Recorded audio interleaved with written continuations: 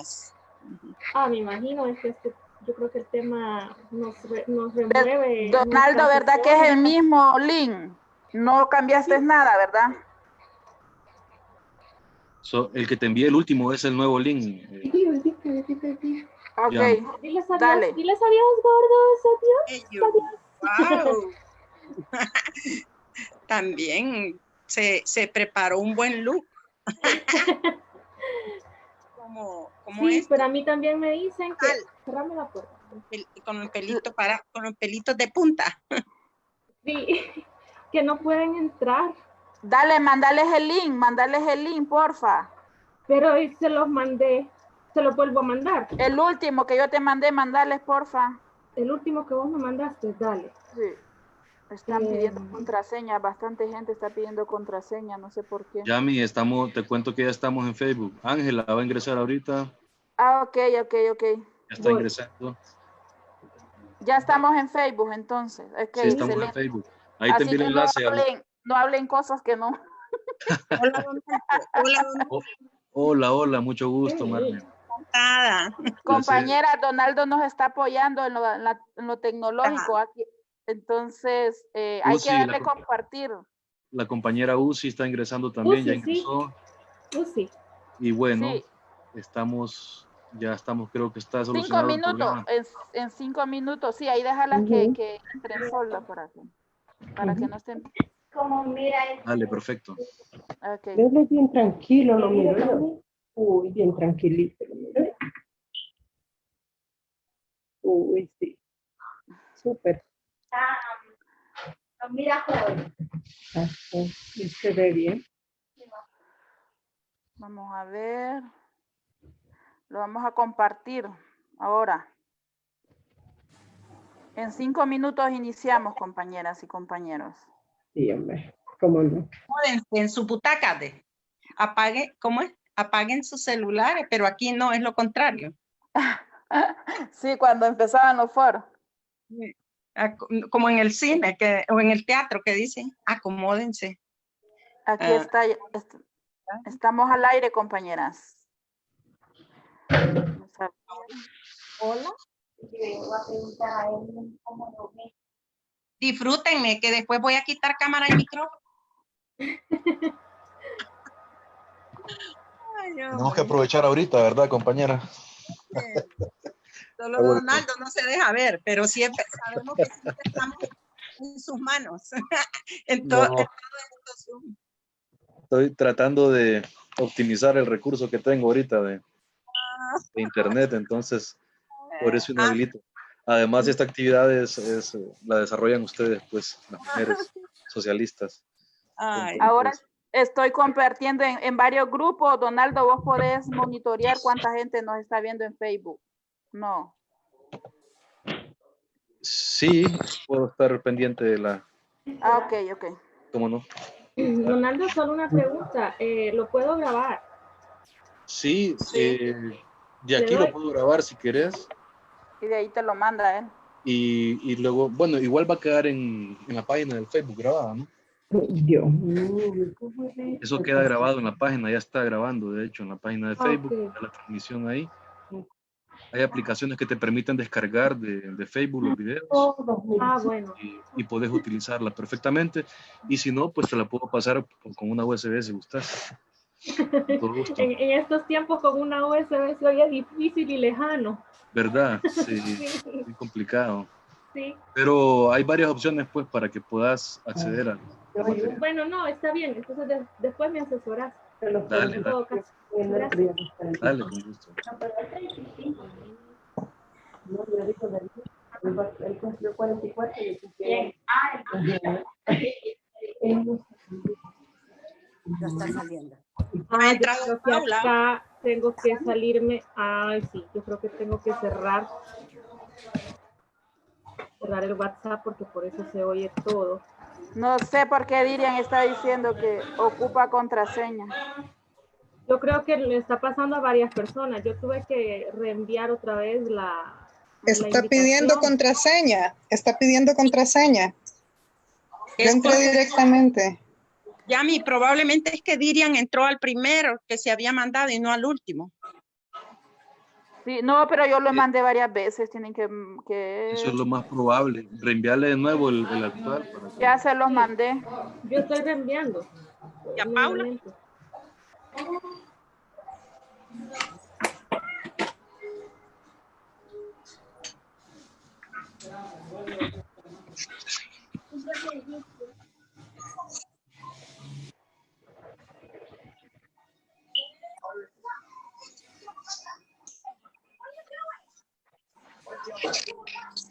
Ok, yo creo que vamos a iniciar. Vamos a ver cuántas compañeras hay y compañeros conectados ahora.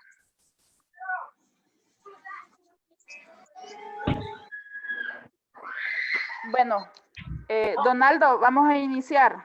¿Estamos bien? ¿Los hago? ¿Quién se los hizo?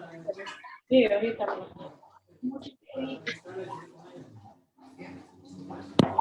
Como no se dijera. Adelante.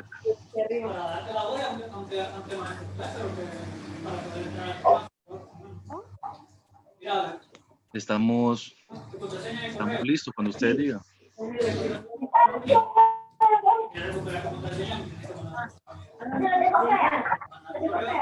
Hola, Eva.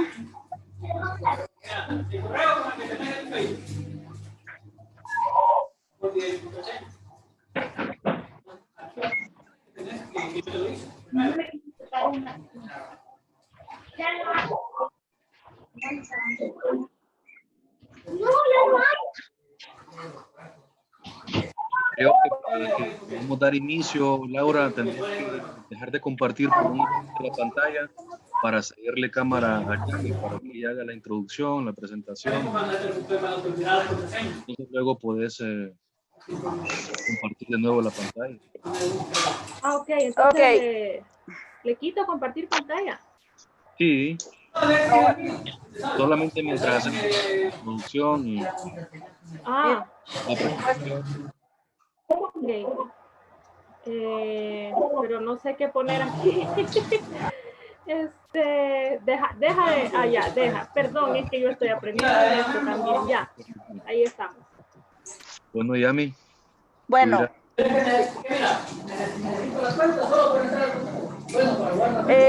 Buenas tardes, compañeras y compañeros. Pedirles un favorcito. Si podemos apagar los micrófonos, vamos a dar inicio al foro. Ya no se escucha mucho la bulla, ¿verdad? Bueno. Hola, compañeras y compañeros. Por favor, si nos ayudan con los micrófonos. Para vencer.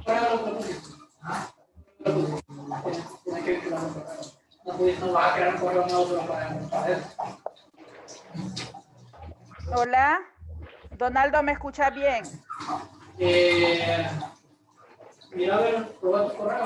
Escuchas perfectamente, Yami. Ok. Bueno, voy a hacer la introducción así rapidito. Bueno, buenas tardes, compañeras y compañeros. Un placer estar con ustedes aquí en nuestro primer foro como mujeres socialistas, con un tema muy interesante y con una compañera, con una ponencia también muy interesante que día a día nos interesa, no solo a las mujeres, sino también a los hombres. Vamos a dar inicio a este foro, lo vamos a tener de 3 a 5, con la dinámica primero de apagar los micrófonos y vamos a tener la exposición y después vamos a ir a preguntas, comentarios y respuestas por nuestra ponente. Entonces damos inicio, le damos la bienvenida a todas y a todos. Hay compañeras que están conectadas de otros países. Saludos a las compañeras de Brasil, de Argentina, que se han conectado el día de hoy. Vamos a dar una pequeña introducción y una pequeña remembranza de quién es nuestra ponente en este tema tan importante, que estamos haciendo un viaje, como dice el foro, hacia nuestras entrañas como mujeres, como madres. Laura Vázquez Gaitán es una madre, es una mujer, es licenciada en Ciencias Naturales, con orientación en Física y Química, también tiene una maestría en Física por la Universidad Nacional Autónoma de Honduras, y lo más importante es que es una mujer comprometida con la lucha, con las causas. Escucho mucha bulla, no sé qué está pasando. Deben de solicitar a los participantes apagar su micrófono, si no será imposible que nos podamos escuchar. Sí. Compañeras y compañeros, por favor, podrían apagar los micrófonos porque hay mucha interrupción y no se está escuchando muy bien. Si por favor nos hacen ese gran favor de apagar los micrófonos, por favor. Si no lo voy a inhabilitar desde aquí mejor, Yami, si te parece. Sí, yo creo. Los micrófonos usted. O sea, usted como... Sí. Inhabilitarlos vos, por favor, Donaldo, para que tengamos mejor presencia.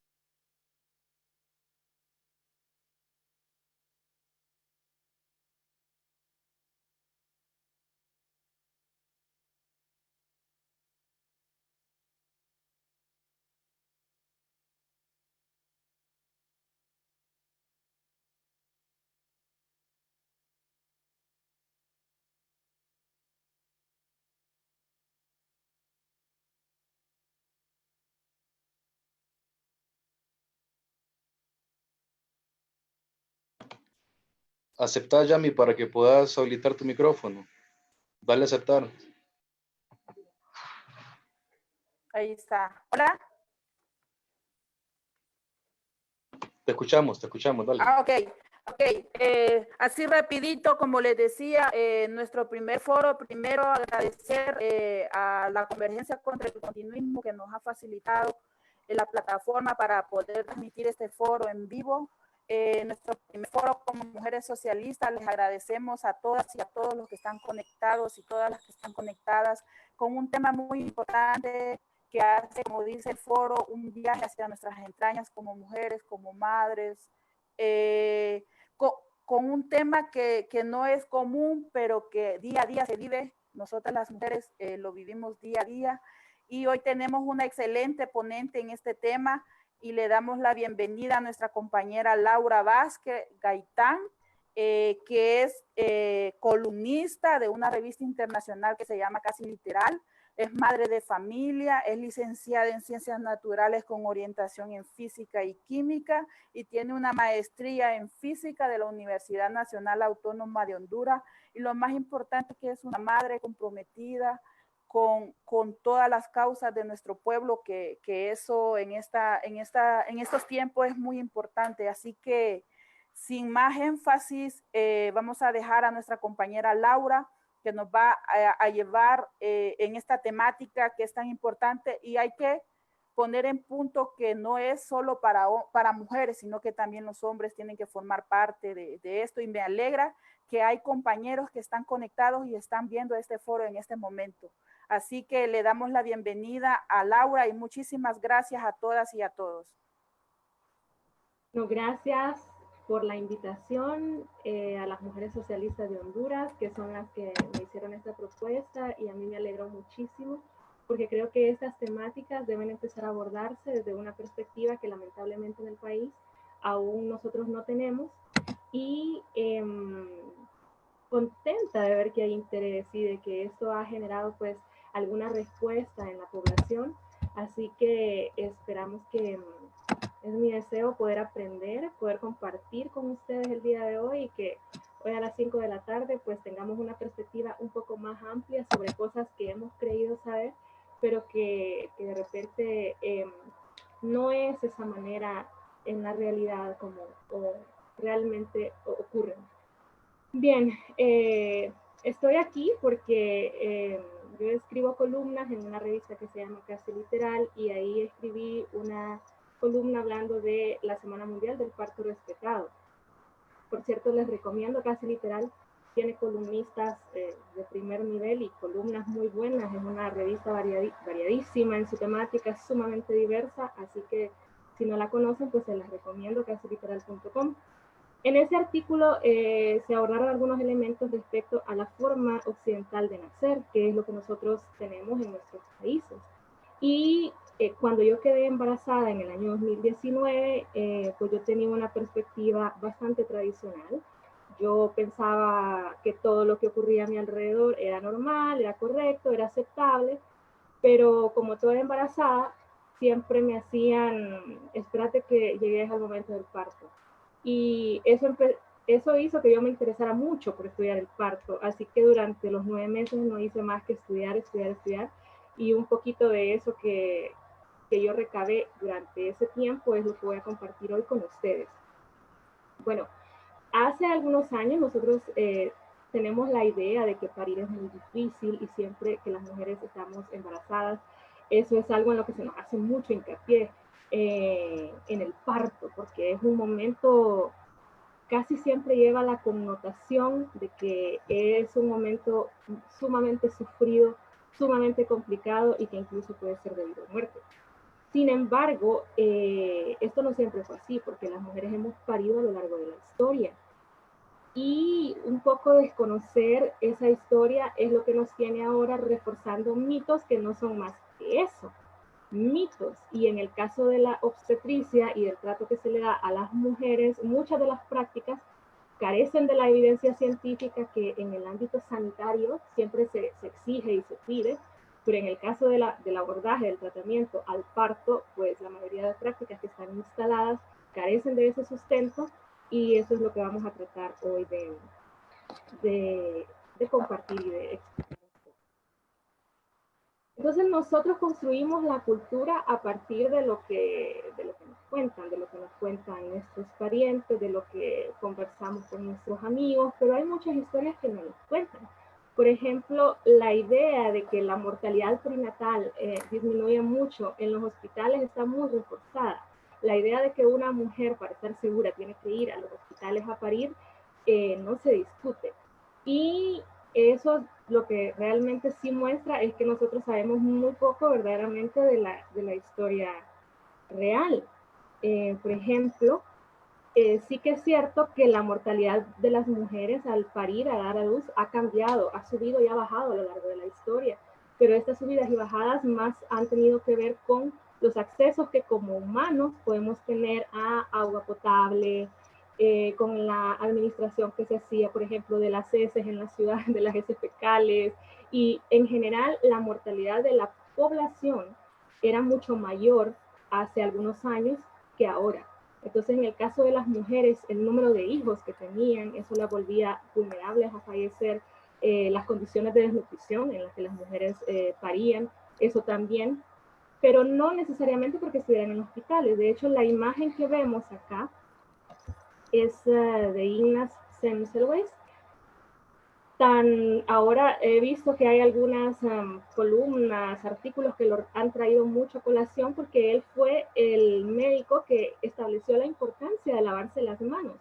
Y lo que ocurría es que él era un médico obstetra y observó que en su hospital, en el pabellón donde los médicos atendían a las parturientas, la probabilidad de morir era hasta del 96%. Era muy alta a finales del siglo XVIII. Ahí por 1819, perdón. Entonces él se preguntó por qué, y por qué en el pabellón donde atendían las parteras la mortalidad era mínima. Él observó que los médicos contaminaban a las mujeres que daban a luz, y esto las complicaba, les daba fiebre puerperal, otras patologías asociadas, y que entonces esa era la causa de la muerte. Él dijo que había que lavarse las manos y que era muy importante porque los médicos al tratar con tantas personas enfermas, entonces eran focos de contaminación. En ese momento lo que él recibió fue el desprecio, porque ¿quién puede atreverse a cuestionar a la autoridad médica que dominante de la época? Entonces él de alguna manera lo hizo, y no solo lo hacía, sino que con su señalamiento decía, pues ustedes han sido responsables de que este montón de mujeres fallezcan. Entonces él probó, hizo el experimento y vio que con una solución con cloro, si los médicos higienizaban muy bien sus manos, entonces las mujeres ya no morían. Realmente podíamos abordar muchos aspectos de la historia, por ejemplo, contar cómo la posición de lipotomía, que es esa posición acostada, siempre ha convenido a los médicos y no realmente a las mujeres. Y que claro, como las mujeres siempre hemos sido sujetos de opresión a lo largo de la historia, entonces cuando se quiso estudiar el aparato reproductor femenino, porque era un misterio vedado para los hombres, pues tuvieron que acostarnos. Estas prácticas de obstetricia inician en hospitales de caridad, donde las mujeres eran muy pobres, llegaban en condiciones muy adversas y las posibilidades de sobrevivencia eran mínimas. De hecho, hay relatos, ¿no?, muy tristes de prácticas que se hacían sin anestesia, de mujeres que se desmayaban por el dolor cuando se estaban estudiando sus cuerpos. A lo largo de la historia, y ahí vemos una diosa huasteca, que es la diosa fertilidad, las mujeres hemos parido de otras maneras.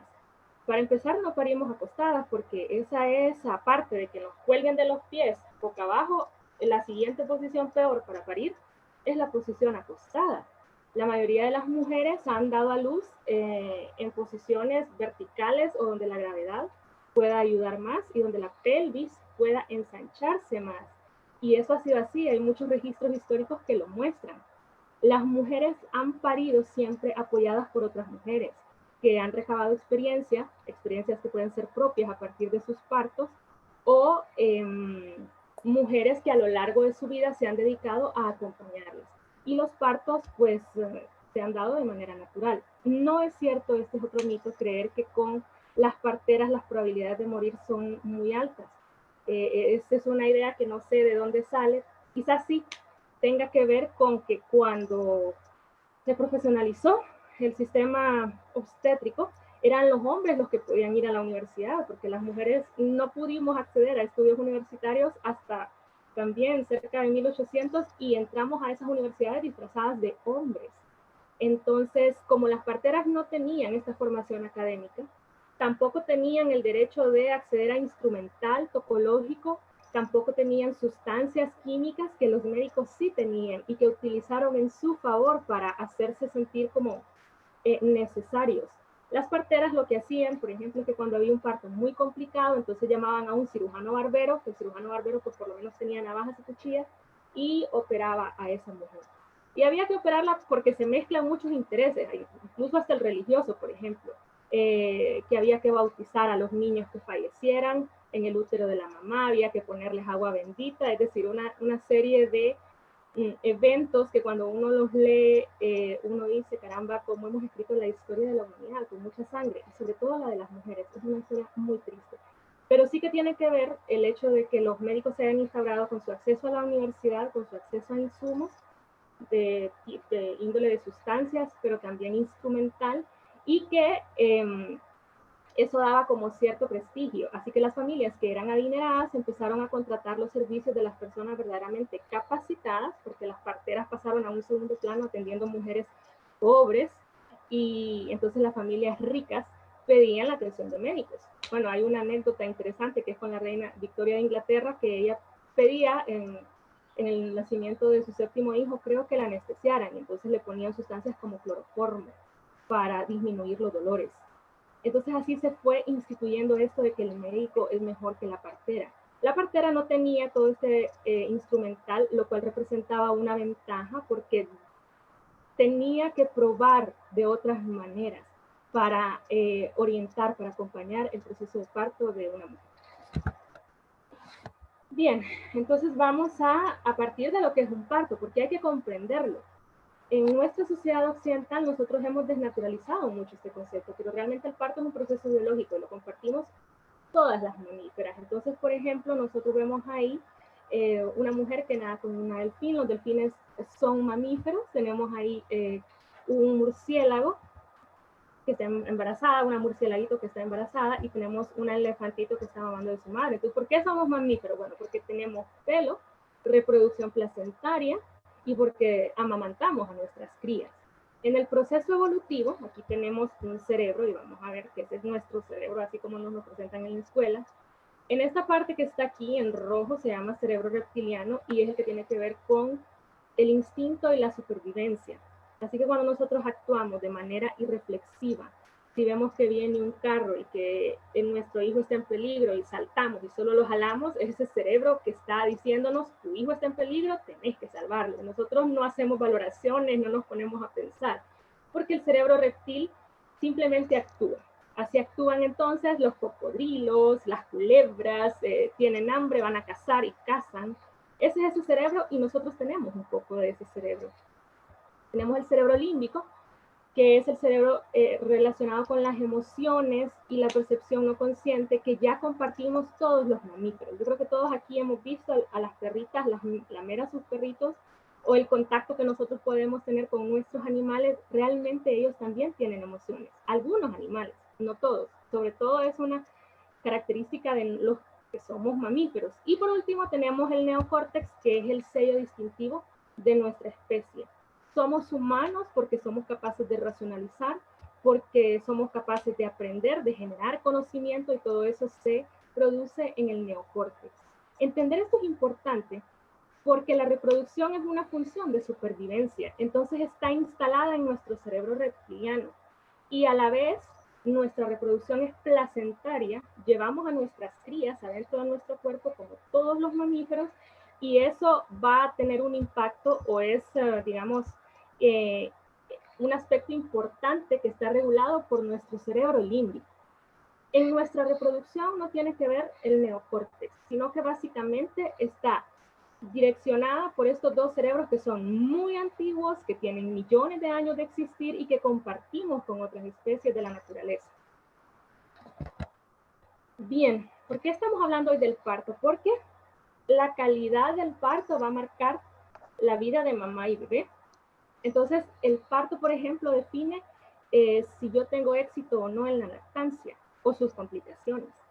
Yo puedo tener un parto difícil e igual amamantar, pero ¿a qué precio?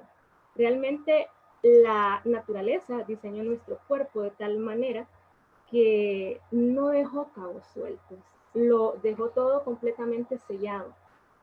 El parto es el primer momento en el que el bebé va a tener una apreciación del mundo a su alrededor, y esa experiencia, dependiendo de cómo se viva, va a decirle al bebé, este es un mundo hostil, este es un mundo donde puedes llorar y nadie te va a atender, este es un mundo donde vas a estar solo, o por el contrario, decirle a este bebé que nace, este es un mundo cálido, aquí te queremos, aquí está tu mamá, porque recordemos que cuando un bebé nace, la única conexión que tiene con el mundo exterior es su madre. Reconoce el olor de su madre, está diseñado, nace con el sentido del olfato sumamente desarrollado, reconoce el sonido de la voz de su madre porque es la que le ha estado hablando durante los 9 meses, y tiene capacidades, tanto mamá como bebé, que solo se van a dar en ese momento. Realmente el parto, decía Consuelo Frías, que es una matrona española, es el momento de cierre. ¿Qué necesita una mujer para parir? Y entonces ella decía, lo mismo que para embarazarse. ¿Qué necesita saber una mujer para poder dar a luz? Lo mismo que necesitaba para llevar a cabo ese embarazo. Es decir, nada. Nosotras nos embarazamos y crecen nuestras criaturas en nuestro interior y nosotros vamos sintiendo cosas, pero realmente no es que conscientemente hacemos nada, porque como les decía antes, eso está mediado por nuestro cerebro muy primitivo. Así que cuando una mujer va a dar a luz es exactamente igual. Si una mujer tiene útero, también sabe parir. Pero nosotros no tenemos esa concepción del parto, porque la idea que se nos ha formado es que es muy difícil, que nos tienen que ayudar, que para eso existe todo un equipo médico, un personal sanitario que ayuda a la mujer a parir. Y ya vamos a ver que estas ayudas al final acaban siendo complicaciones.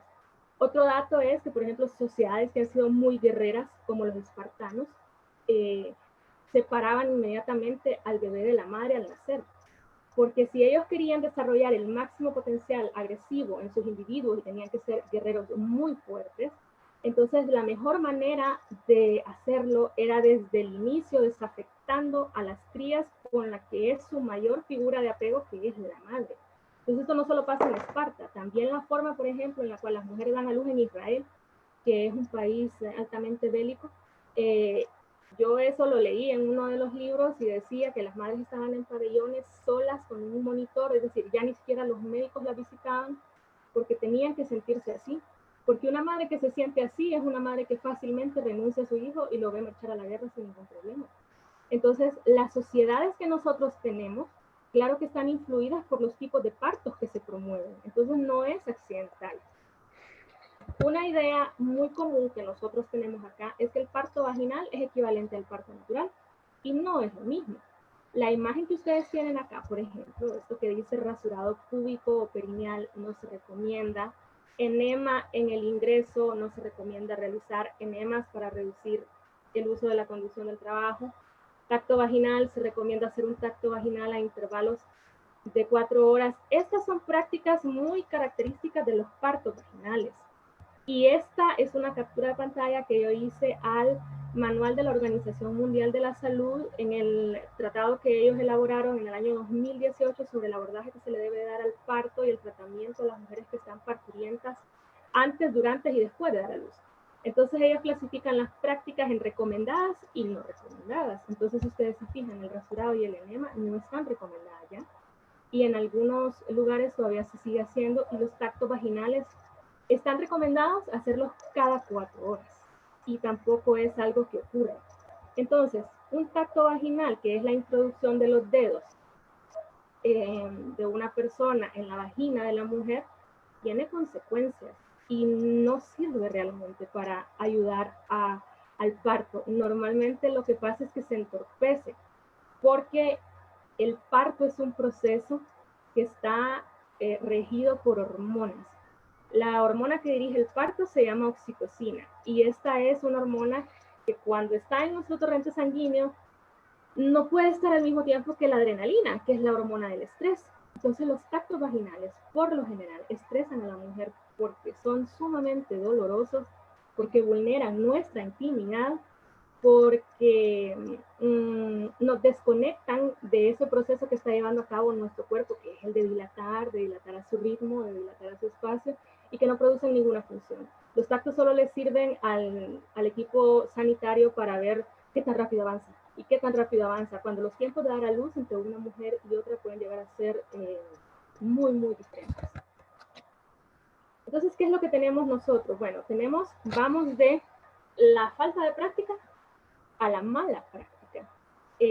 Esa imagen que tenemos ahí la publicó El Parto es Nuestro, con una fotógrafa que se dedicó a representar situaciones que las mujeres viven o cómo se sienten en sus partos con objetos de la vida real. Entonces, en ese caso, ella representa a una mujer que está dando a luz en algunos hospitales donde las amarran, donde las acuestan, y ella le puso la foto, la lipotomía es violencia obstétrica. Entonces, ¿qué pasa? ¿Por qué vamos de la falta de práctica a la mala praxis? ¿Y por qué digo yo esta falta de práctica? Porque yo creo que los médicos han sido formados bajo un esquema de falta de práctica.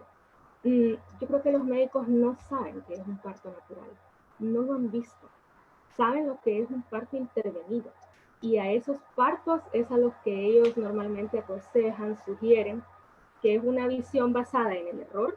Es decir, cuando las mujeres estamos embarazadas, yo no conocí una que se pudiera pasar el embarazo invicta.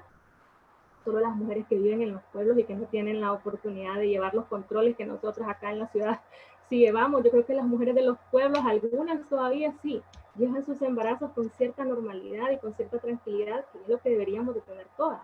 Pero ahora los embarazos son una carrera contra el tiempo, porque uno tiene un montón de problemas. Cuando yo estaba embarazada, recuerdo que a mí me decían que mi problema era la obesidad, estaba muy gorda, tenía que adelgazar. Desde las 20 semanas me mandaron a hacer una dieta porque no podía tener ese exceso de sobrepeso, porque era candidata para cesárea. Recuerdo que me medían la presión y era un problema si estaba baja, era un problema si estaba alta, todo era un problema. Pero eso corresponde a esta visión de que el parto es problemático, de que las mujeres no sabemos parir, de que normalmente ese proceso va a fallar, cuando la estadística dice que sí, hay problemas en los partos, pero es en una cantidad muy pequeña, no en la mayoría. La mayoría de los partos van a ocurrir de forma natural y de manera sana, sin complicaciones, pero esa certeza el sistema sanitario no la tiene. Como no la tienen, entonces tienen muchísima precaución. Y por el por si acaso, y por el para que mejor prevenir esto, entonces entran en una cascada de intervenciones que realmente sí que tienen muchas consecuencias y que vamos a ver a continuación. Dentro de esa cascada de intervenciones, que son muchas, una de las más graves es, por ejemplo, la posición de litotomía. Es obligarnos a estar en una sola posición. Por ejemplo, la mujer que tenemos en la imagen de la derecha tiene que hacer toda la fuerza de manera horizontal.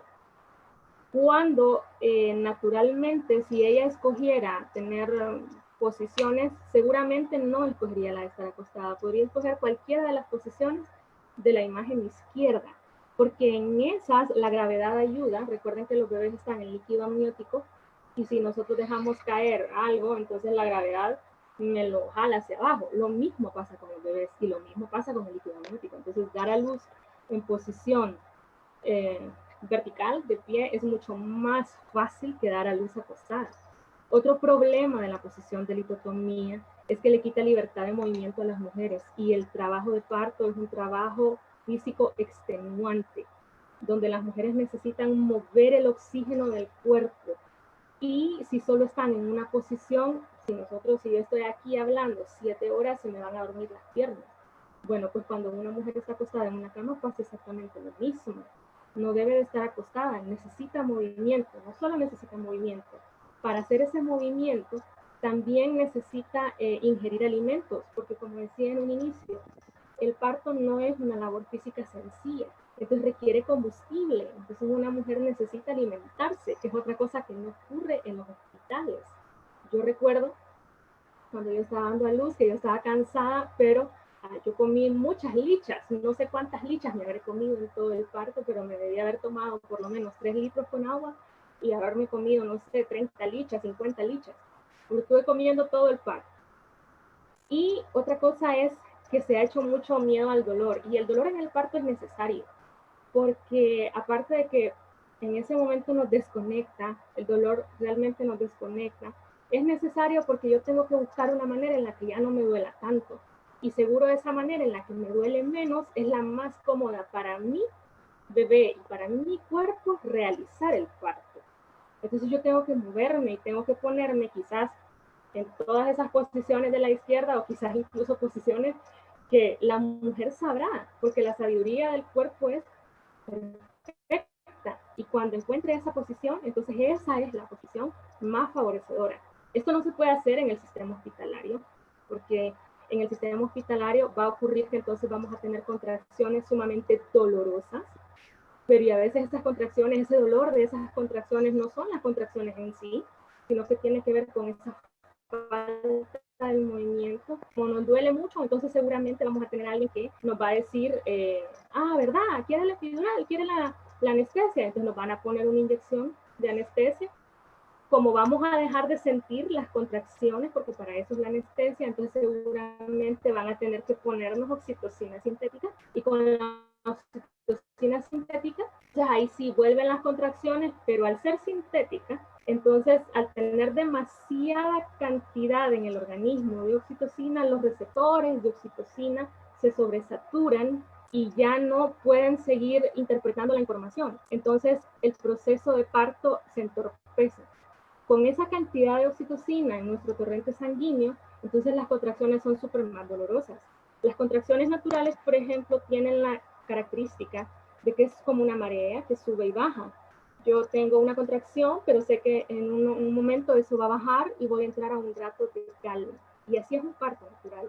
En el caso de los partos que tienen sustancias oxitóxicas, como de la que estamos hablando, pues no.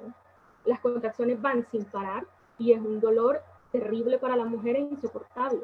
La falta de movilidad hace que estemos agitadas, porque si yo estoy corriendo, por ejemplo, aquí en la colonia, y llevo 5 horas corriendo sin parar, yo necesito tomar aire.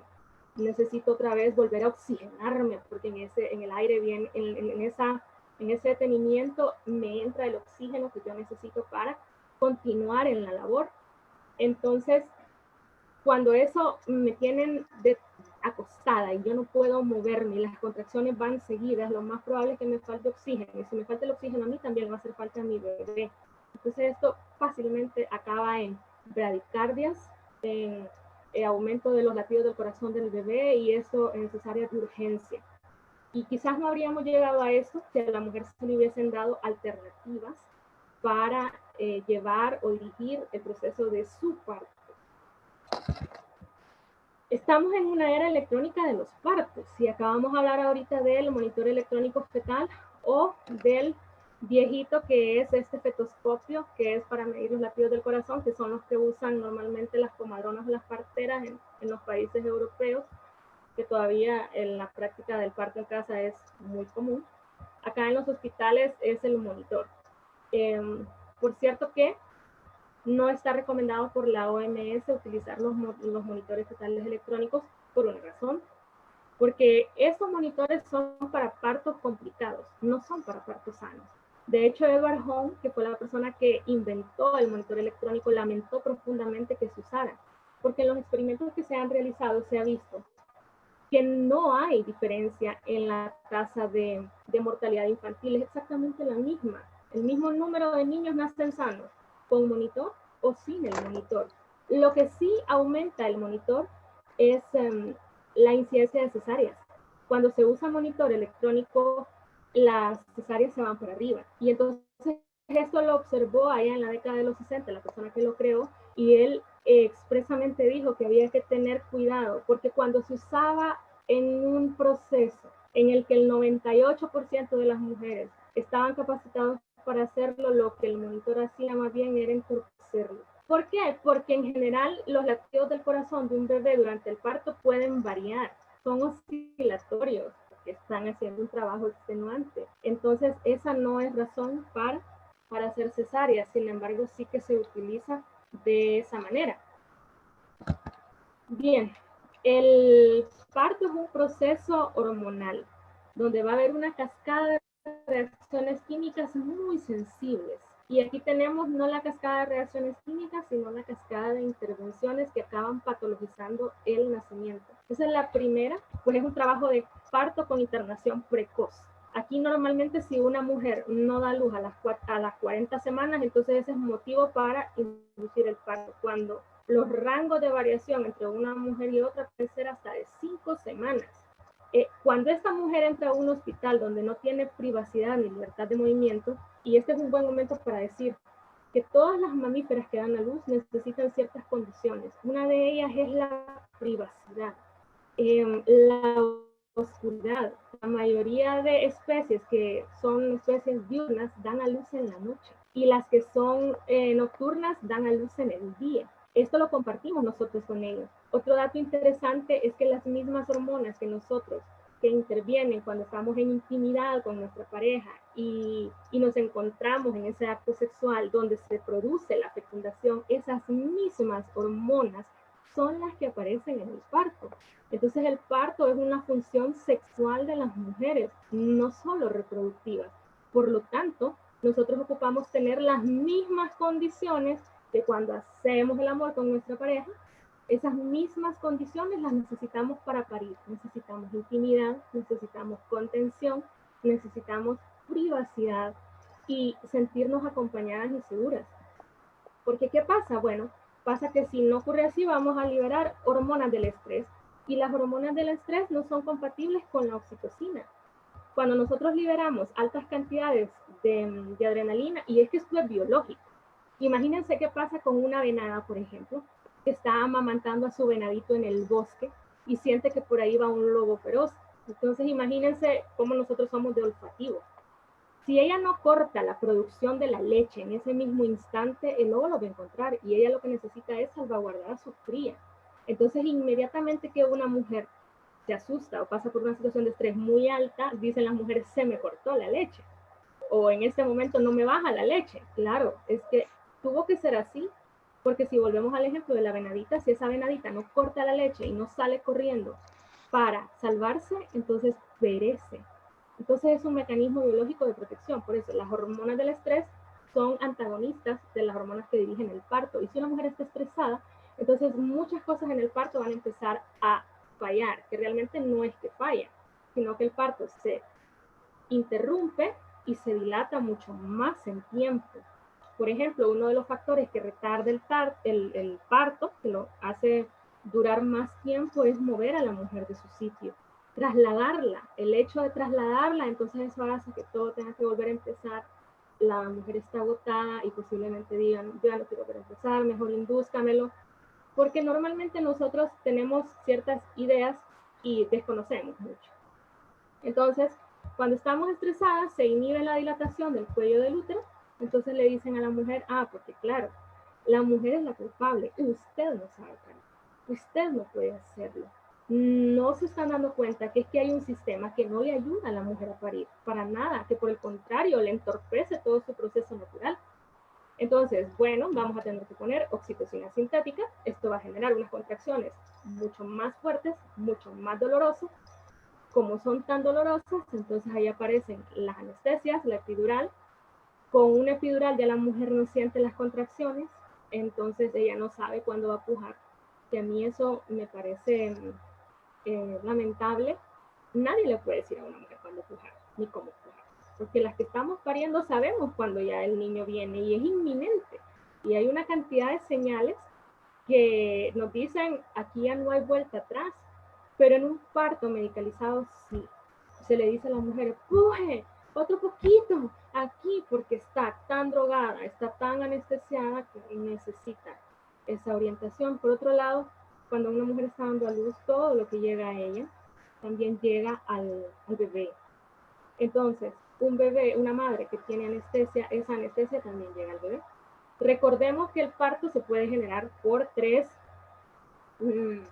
son tres desencadenantes los del parto que me parecen muy curiosos. Uno es, por ejemplo, que el bebé ya está muy grande, ya no tiene espacio y necesita salir. Eso en el cerebro del bebé, él lo sabe y dice, aquí ya no hay más espacio. Entonces manda una señal química al líquido amniótico, a la placenta, a la comunicación que tiene él directamente con su madre, que llega al cerebro de la madre y que dice, bueno, desencadenamos el parto. Esa es una razón, que el bebé ya está muy grande y ya ese espacio no es suficiente. La segunda es que el bebé tiene hambre y, bueno, pues la comida que recibe a través del cordón umbilical ya no es suficiente y necesita la leche materna. Entonces eso también desencadena el parto.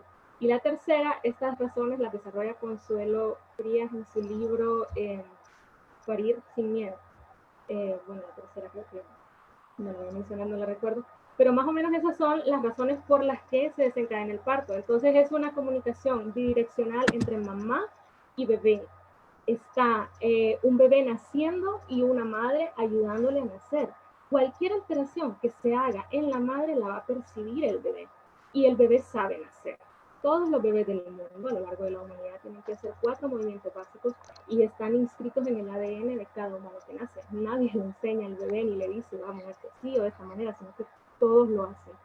Así que no solo es de pensar en la madre, sino que también entorpecemos lo que el bebé ya sabe hacer. Bien, como no hay dificultad, como hay mucha dificultad para empujar, entonces hay un útero que está sobreestimulado, el bebé se estresa, porque si la mamá se estresa, el bebé se estresa, entonces esto nos lleva por lo general a una cesárea. Yo voy a anotar aquí que la cesárea es una operación fantástica, es decir, qué bueno que existe, porque sin duda hay partos que se complican y que de no existir la cesárea, entonces todas estas mamás quizás no estarían con sus bebés hoy felices. La cesárea es una operación que cuando se hace necesariamente, sin duda, salva vidas. Entonces no vamos a decir que la cesárea es mala porque no es cierto. Sin embargo, también hay maneras de humanizar la cesárea, de que no separen a los bebés de sus mamás, porque no hay por qué separarlos. Es el mismo tratamiento que se le va a dar a una madre que da a luz vaginalmente. El que tenga por cesárea no debería de haber diferencia y deberíamos de acompañarlas en este proceso. Pero las cesáreas también son deshumanizadas por la forma en la que se llevan a cabo. Bien, en el parto fisiológico o parto natural siempre hay opciones y esas opciones normalmente las conocen las parteras. Entonces lo que se acostumbra a hacer aquí es la separación inmediata, no sé por qué. Se llevan a los bebés a una incubadora cuando la principal necesidad del bebé que nace es estar con su madre, porque hay ciertas hormonas que alcanzan sus picos justo al finalizar el nacimiento. Nunca una mujer va a volver a tener el pico de oxitocina tan alto como cuando su bebé nace. Y esto no es porque es muy lindo, no. Es porque nosotros somos de las especies mamíferas las que dan a luz a su bebé de forma más temprana. Es decir, nuestros bebés nacen a medio término. Es como un pastelito que no se ha terminado de cocinar y que van a pasar de 9 meses a 1 año más fuera en un proceso que se llama extrogestación para que ese bebé ya tenga ciertas capacidades. Por eso los bebitos no ven muy bien, no tienen desarrollada la córnea de su ojo, por eso son completamente desvalidos, ellos no pueden sobrevivir si no tienen a una mamá que esté pegada a ellos o a una figura maternante 24/7. Entonces, ¿cómo la naturaleza previno eso? Bueno, subió nuestro pico de oxitocina al máximo cuando el parto termina, de tal manera que nosotros lo vemos y nos enamoramos. Y hay que sellar ese enamoramiento, porque hay que garantizar que los siguientes años esa mamá esté lo suficientemente compenetrada con esa cría para garantizarle su supervivencia. También en ese momento es el perfecto para iniciar la lactancia, porque el reflejo de succión del bebé es altísimo.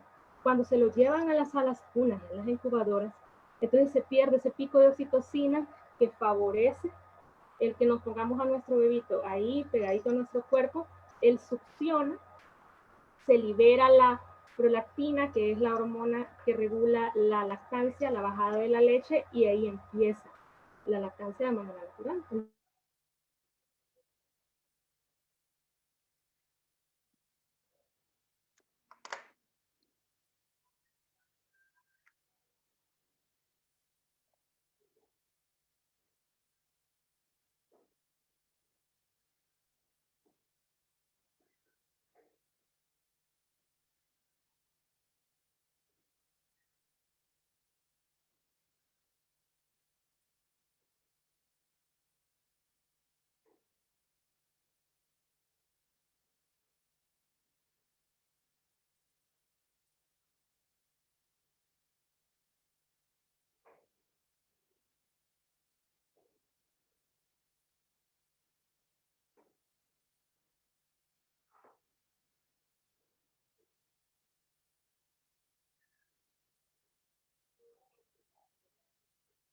Hola. Hola. Hola, ¿me escucha? Hola. No escucho nada, compañeras y compañeros. No sé qué pasa.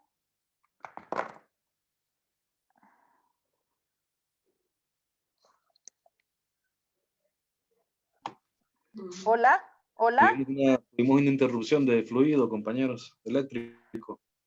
Ah, ok. Nos quitaron, ahorita aparece la luz, entonces hay que esperar que se conecten nuevamente los compas. Bueno, están conectados todos, de hecho, ¿no? Sí, están conectados. Ahora, Laura, ¿estás ahí, Laura? Hola. Tuvimos un problema de corte de energía con donde nos están apoyando para la transmisión, compañeras y compañeros, así que pedimos disculpas. Parece que ya estamos retomando nuevamente. Queremos saber si Laura está conectada, la compañera Laura, que es la que nos ha estado dando la charla. Vamos a ver. Sí, está Laura. Laura, no la veo.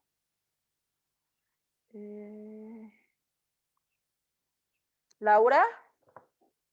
Bueno, interesante todos los datos que nos ha estado dando Laura. Yami, hola. ¿Me escuchás? Sé que hubo una interrupción de energía. Se fue la energía. Sí, aquí hubo... bueno, sí, aquí no tengo luz. Estoy en mi teléfono. Ok, Laura. Si puedes continuar. Sí, solo denme compartir pantalla. Denme compartir pantalla. Voy a probar a hacerlo desde el celular porque nunca lo he hecho, pero ya estoy, ¿verdad? Okay. Ahí está ya. Ok, entonces voy a regresar a la presentación y disculpen miles. No contaba con esto. Es un problema que no estaba en las manos. Claro, vamos a ver, entonces, vamos a ver, ¿cómo entro aquí? Ay. no sé cómo darle aquí. Imagino que acá. Dale para que sigas Bueno, con voy, donde si te me ayudan, quedaste. sí, por donde Ahí. iba. Aquí, ¿verdad? Sí, ahí. Ok. Dale. Bien. Bien, gracias. Entonces, continúo. Les estaba hablando sobre las opciones que hay frente a la medicalización o patologización de determinadas prácticas. Entonces, ¿qué se puede hacer o qué haría una persona que respeta ese proceso de parto de la mujer? Bueno, por ejemplo, no se para porque tiene conocimiento sobre la importancia de la hora sagrada y de lo determinante que es esa vinculación inicial. Yo siempre hago la analogía con la película Avatar, cuando, si la han visto, pues los aborígenes del planeta Pandora tenían que conectarse con los animales, es decir, tenían que establecer una conexión especial con ellos que los iba a mantener siempre y de por vida, digamos que a su servicio. Entonces, en este caso, nosotros también tenemos esos mecanismos de conexión y son hormonales y solo duran un primer momento, después ya no duran. Luego tenemos por ejemplo, para el dolor del parto, que el dolor no es lo mismo que sufrimiento, porque si yo al dolor le pongo maltrato, humillación,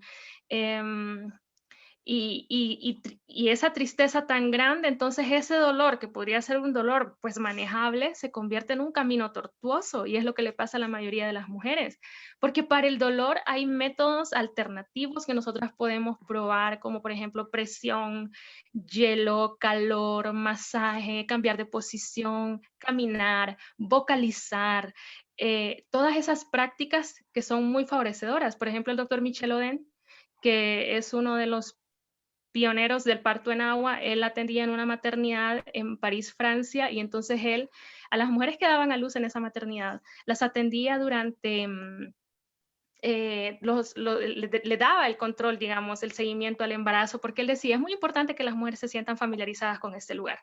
Y él decía que la importancia de estar familiarizada no solo es conocer el lugar, es hacer cosas que nos gusten en él. Entonces él las invitaba a cantar y cantaban en grupos, en pianos. Las mujeres que daban a luz ahí eran mujeres que acababan siendo amigas, y la relación que existía entre las parteras y él no era una relación de médico-paciente, sino que era una relación básicamente de acompañamiento. Cabe decir que el índice de cesáreas en esta maternidad de Pithiviers fue uno de los más reducido, de los más chiquitos, es decir, casi nunca hacían cesáreas, pero es que lo bajaron creo que a un nivel del 2%, o sea que de 100 mujeres, 98 tenían partos naturales.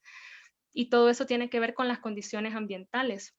Entonces, por ejemplo, ante parir acostada, pues a una mujer se le debe dar libertad de movimiento y que ella sea quien elija la postura de su parto, aunque eso suponga que el médico tenga que agacharse y complicarse un poco para poder darle seguimiento a ese parto.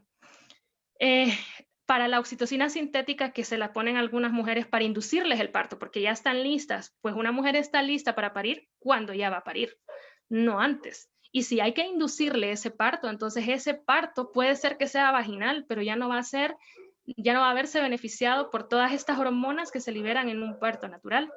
Luego está, por ejemplo, el pinzamiento del cordón umbilical, que se ha demostrado que esa sangre tiene que llegar hasta el bebé, y eso puede tomar algunos minutos, porque no todos los bebés tienen el mismo tamaño ni el mismo volumen, unos son más grandes, otros más pequeños. Entonces, toda la sangre de la placenta tiene que llegar hasta el bebé. Cortar el cordón umbilical demasiado pronto puede derivar en que ese bebé padezca de anemia u otras complicaciones por no tener el volumen total de sangre. Esa es una práctica muy común, y aquí los médicos dicen, sí, hay que esperar 3 minutos. No, no es cierto, no hay que esperar 3 minutos.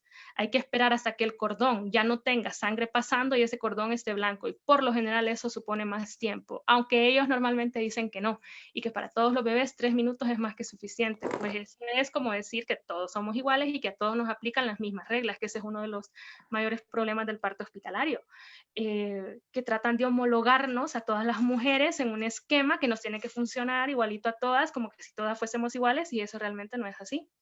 Y en lugar de los tactos vaginales, pues evaluar la progresión del parto mediante el comportamiento y las señales externas de la mujer. Yo no sé qué será un tacto vaginal, porque Por suerte yo no tuve nunca ninguno. E igual di a luz. El tacto solo sirve para que los médicos vayan midiendo y es esta necesidad siempre de medir y de poder meter en números. Lleva 4, lleva 5. Pues una mujer que da a luz, tenga la seguridad, va a llegar a 10 siempre, tarde o temprano. Este es otro factor. En los hospitales no hay tiempo para que las mujeres den a luz porque pues es un bien de consumo más. Entonces no se pueden pagar tanto por una mujer que no se apura a parir porque hay como 20 más esperando. Y en los privados no es diferente. Y de hecho también por eso hay una alta incidencia de cesáreas, sobre todo en los hospitales privados. Bien, este es el documento de la Asamblea General de Naciones Unidas, salió publicado en septiembre del año pasado, tiene fecha 11 de julio de 2019 y en el numeral 27 ustedes pueden leer que la práctica de la presión manual del fondo uterino durante la segunda fase del alumbramiento, que se conoce como maniobra Christeler, no se recomienda por la OMS y no se recomienda hace años. Sin embargo, se sigue haciendo en los hospitales. A las mujeres se les aprieta y se les empuja al bebé y esto deriva en problemas de todo tipo, de fracturas hasta problemas en las capacidades que los niños tienen en el largo plazo, producto de golpes o moretes, porque recuerden que el cerebro de un niño cuando nace es sumamente frágil. Y en Honduras la incidencia de esa práctica va entre el 50 al 70% en los partos vaginales. Entonces, ¿qué ocurre?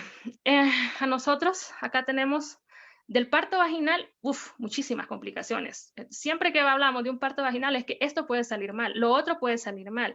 Pueden salir mal 1000 cosas, pero sin embargo la cesárea es segura.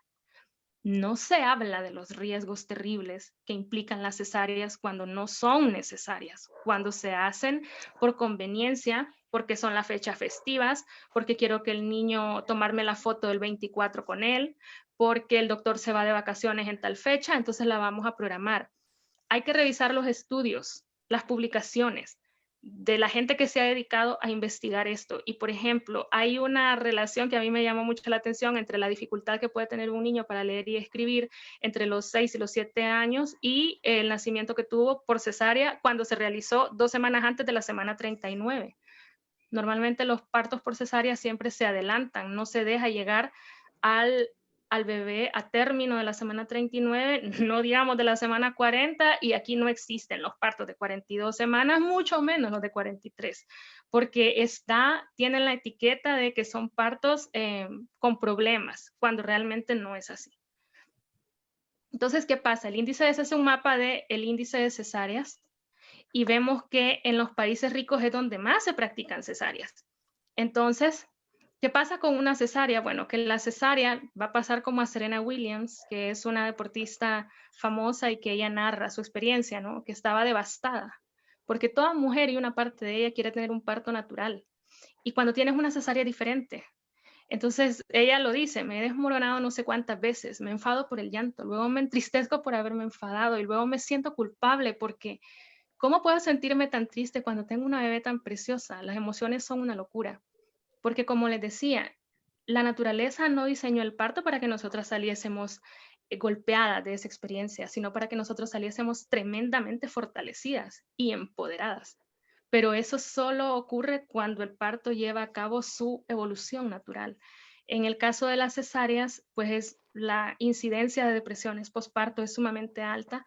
Y lo que ocurre con la mayoría de las crías cuando están dando a luz, en animales, por ejemplo, donde se han practicado cesáreas o se les ha inducido el parto con oxitocina sintética, pasa que no reconocen a sus crías, las desatienden. Y esto es muy común en el mundo mamífero, pero nosotros no somos demasiado diferentes de ellos, nos pasa exactamente lo mismo.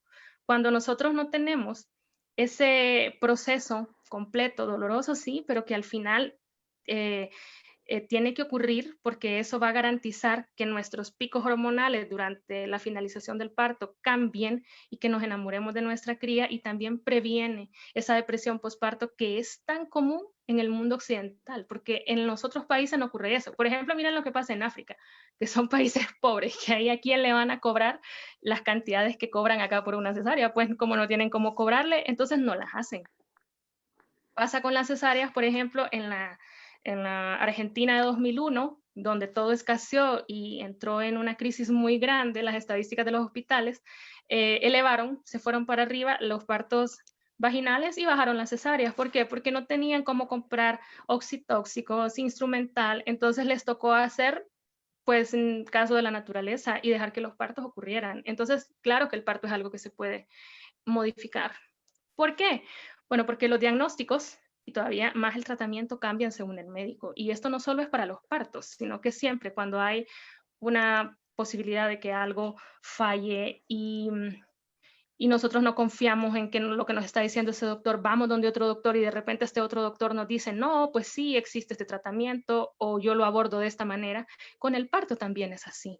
Hay muchos médicos, neonatólogos, personas que se han dedicado a investigar el tema, que sostienen todas las cosas que yo vengo diciendo atrás, porque claro, yo no soy una persona que tenga una formación académica tan vasta, pero hay gente que sí, y que también decanta por estas opciones. Sin embargo, está también la visión tradicional, que es la imagen que tenemos de ese chiquito, del doctor, el parto para el médico.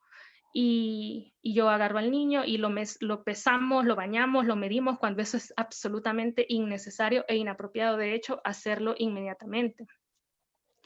El recién nacido tiene derechos y estos nunca se ven. Hasta la década de los 80, por ejemplo, se operaba a los recién nacidos sin anestesia porque se creía que pues ellos no sentían. Muchos de estos bebés murieron por el dolor, por el impacto del dolor que esto les producía, y se tuvo que hacer pues exámenes, investigación para darse cuenta de que era una práctica que era terrible, que era dañina. Los recién nacidos también tienen derechos.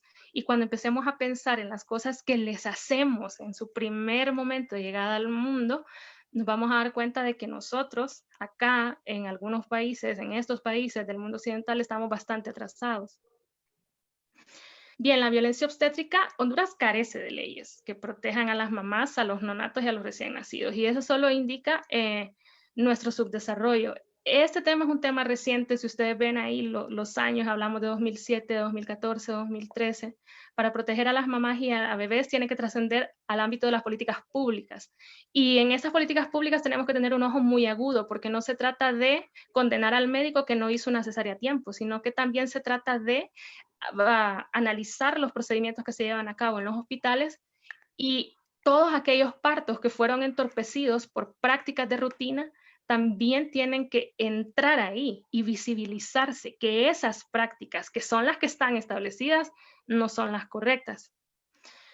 Ya para acercarnos al final, el sistema promueve, publicita y financia, legisla el parto que le garantiza su sostenibilidad. Entonces, ¿qué parto nos desconecta a las mamás y nos manda a la brevedad al mundo laboral? Pues un parto intervenido. Ese parto garantiza muchas cosas, garantiza las depresiones por parto y con esas depresiones todo el arsenal de medicinas antidepresivas para curarnos de nuestra tristeza, y también garantiza la enorme industria de la leche, de la leche artificial, y lo que deriva también de los riesgos de la leche artificial en el largo plazo para los individuos, porque ¿qué hacen los países que entienden que el proceso de nacer y la vinculación inicial es importante? Pues garantizan desde el inicio la inversión y dicen, mejor invertimos en los ciudadanos ahorita que son chiquitos, que están bebés, y nos vamos a ahorrar un montón de dinero cuando sean adultos. Pero acá no. Si nosotros, por ejemplo, un niño que toma leche artificial, pues inevitablemente se va a ver expuesto a padecer, a tener ciertas dificultades que los niños que son alimentados con leche materna, pues estadísticamente se ha comprobado que tienen en menor cantidad. Las estadísticas hospitalarias son imprescindibles para tomar decisiones. Por ejemplo, en España se publican los hospitales, el porcentaje de episiotomías que hacen. Entonces, por ejemplo, yo veo ahí el hospital de Ponferrada y yo digo, pucha, el hospital de Ponferrada casi no hace episiotomías. O sea que depende, mejor me voy a parir ahí porque la posibilidad de que me hagan una episiotomía es bajísima a el hospital de Virgen de la Zamora, por ejemplo. Pero en Honduras no tenemos esas estadísticas y yo me dediqué a buscarlas y solo encontré un informe de San Felipe, muy bueno, que podríamos hablar de él en otro momento, y es todo. Pero no es que está al dominio público, por ejemplo. Eso fue porque yo me entrevisté con un médico y me hizo el favor de mostrármelo y lo fuimos discutiendo. Pero aquí las estadísticas no son de carácter público. En cualquier sociedad, la forma en la que una mujer da luz y el tipo de atención que se le brinda a ella y al bebé indican cuáles son los valores claves en esa cultura. Y esto lo escribe Sheila Kissinger en Las mujeres como madres, y eso es cierto. Entonces, la forma en la que nosotros damos a luz dice mucho de la sociedad que tenemos. Y realmente el parto es un momento único, irrepetible en la vida de cada mujer, y debemos tener la libertad de escoger para nosotras lo que mejor nos convenga. Si yo quiero estar en el hospital, me siento segura con médicos, pues tengo la libertad de decidirlo, pero desde el conocimiento, no desde el miedo que han interiorizado en mí los mitos y las creencias culturales en las que crecí. Y bueno, para despedirme, esa soy yo. Yo, después de todos los meses de hacer esta investigación, como les decía al inicio, con mi pareja, tomamos la decisión de dar a luz en la casa. Así que yo parí en mi casa. Yo me entrevisté con algunos médicos, con estudiantes de enfermería, con estudiantes de medicina. Yo no quería hacerlo sin personal sanitario. No me quedó opción, así que nos fuimos solos y todo salió muy bien. Al final no alumbré a la placenta, así que tuve que ingresar al hospital y me recordaron, ¿verdad? Que yo soy simplemente una gata y que no debo de andar tomando las cosas por el lado en el que yo creo, así que ya cuando llegué al hospital, pues sí, lo que era de esperarse, ¿no? Pero fue una gran experiencia y volvería a dar a luz de esa manera. Este es Marnes Wagner, y él en esa frase, él fue presidente de la Organización Mundial de la Salud, y él dice que humanizar el parto significa comprender que la mujer que da a luz es un ser humano, no una máquina, no solo es un contenedor para hacer bebés, y que mostrar a las mujeres, que es la mitad de la población, que son inferiores e inadecuadas, al quitarles el poder de dar a luz, es una tragedia para toda la sociedad. Entonces yo con esta frase cierro, y mil gracias por escucharme, porque sé que estamos sin energías y de repente tenemos complicaciones. Gracias, Laura. Muchísima información muy importante. Nos están pidiendo que podamos compartirla. Si pueden ir colocando, por favor, sus correos electrónicos para mandarles la presentación. Y toda esta información que Laura nos ha dado el día de hoy nos transporta a nuestros nacimientos. Yo nací en casa también, y mis 4 hermanos también nacimos en casa, y hay muchas mujeres que toman esa decisión que tomaste, Laura, de parir en casa.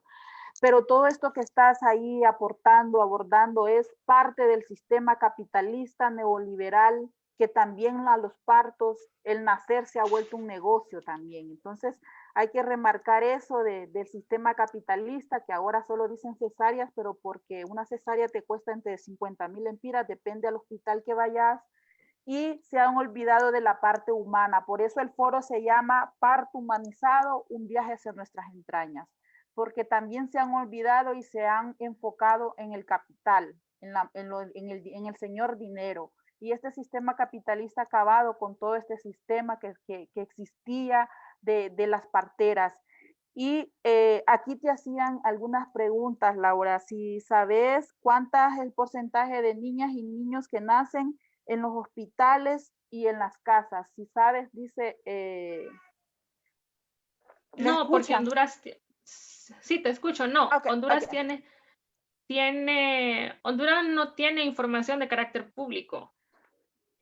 Aunque yo quise averiguar, por ejemplo, el porcentaje de cesáreas que hay en cada hospital, no pude acceder a esa información. El Hospital San Felipe publica un informe anual sobre los resultados que tienen en la sala de labor y parto. Y yo pude entrevistarme con un médico que ha trabajado ahí durante 30 años, porque él estaba muy preocupado por mi decisión de dar a luz en la casa. Así que yo le agradezco mucho, porque es raro encontrar un médico que genuinamente se preocupe, y él lo hizo. Entonces, por ejemplo, San Felipe tiene datos curiosos. San Felipe es de los pocos hospitales que yo he visto que le ayudan a una mujer que ha tenido una cesárea a que su segundo parto sea por vía vaginal. Y eso es una práctica grandiosa. Y él me decía, a partir del año 2000 nosotros hemos intentado incorporar prácticas más respetuosas con las mujeres, porque estamos al tanto, y él me decía de que todo eso que vos me has dicho, me decía, tenés razón, así ocurre acá.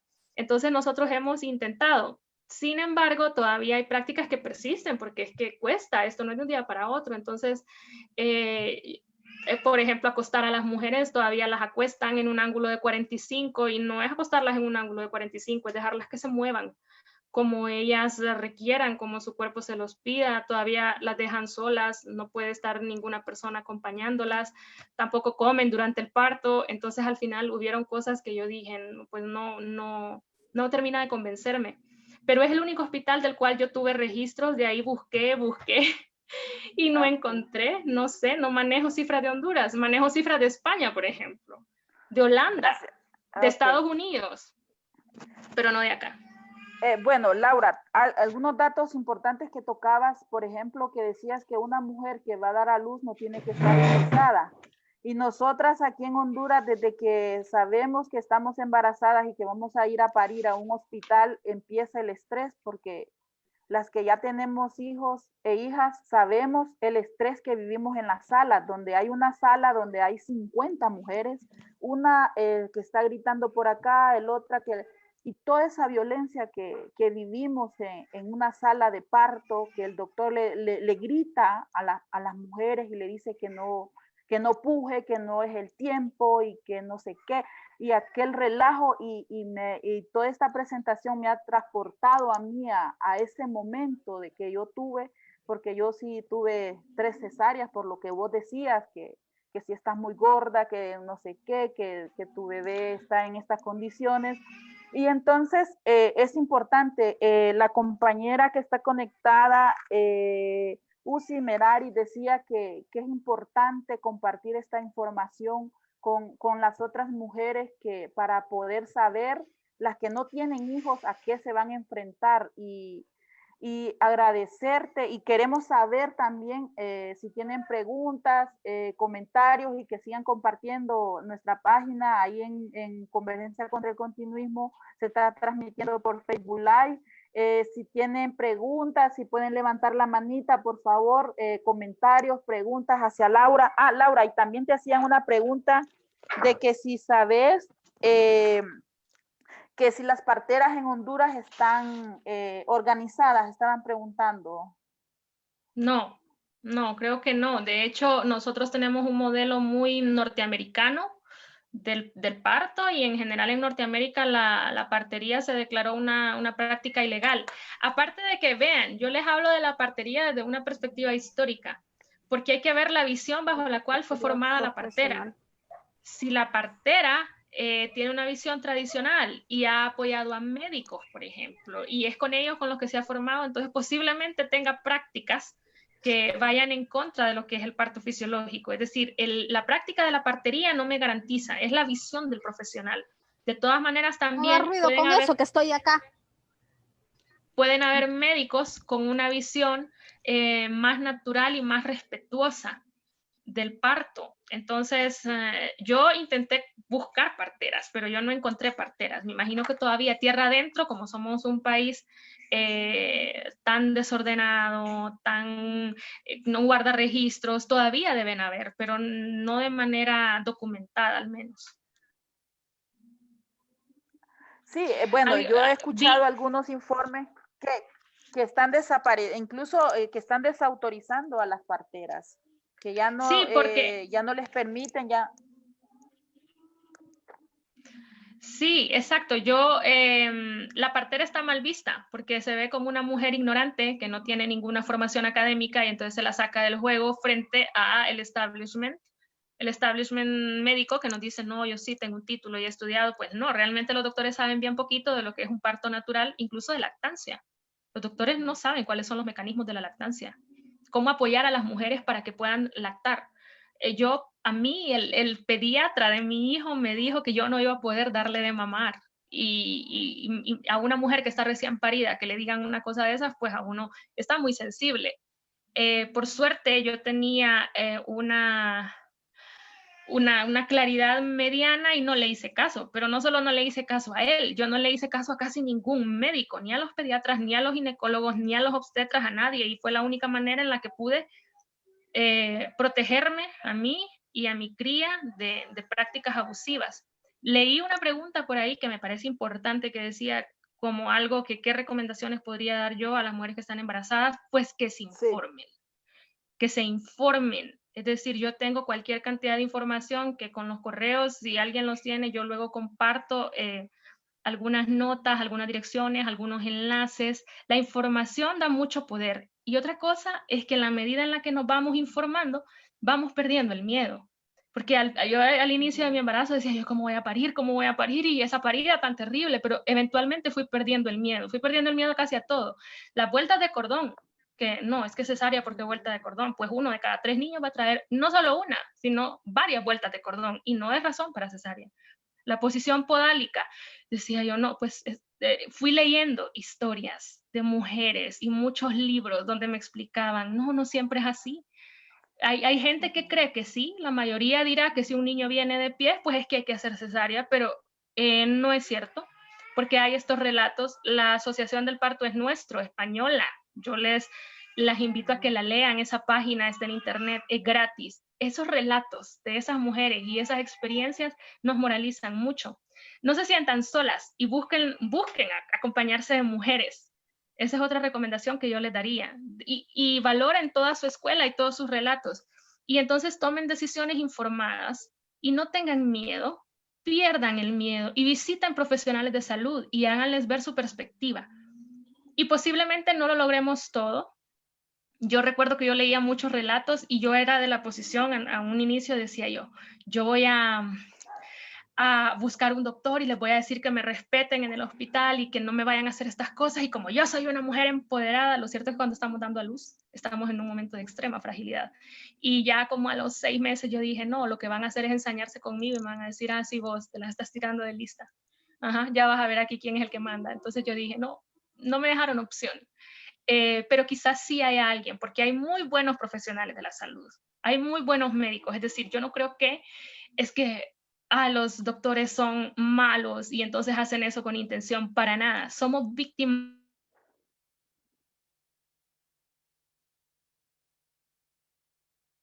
Hola. Laura.